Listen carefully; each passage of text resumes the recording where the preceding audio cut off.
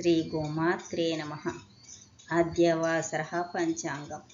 आङ्ग्लेयसंवत्सरप्रकारेण जून् मासे मङ्गलवासरे द्वितीयदिनाङ्कः 2026तमे वर्षे सनातनपञ्चाङ्गप्रकारेण श्री पराभवनामसंवत्सरे उत्तरायणे ग्रीष्मऋतु अधिकज्येष्ठमासे कृष्णपक्षे भौमवासरे विधियातिथौ मूलानक्षत्रे अद्य गणपतिदेवस्य नामस्मरणमुत्तमम्।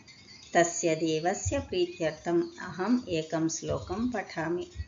श्रीविघ्नराजाय करुणामृतपूर्णदृष्ट्या कामादिरोगकलुषितकृतदृष्टचित्तं भक्त्या तु मामावकलाधरकान्त्यकान्त्या सिद्धिबुद्धिनाथ मम देहि करावलम्बम्।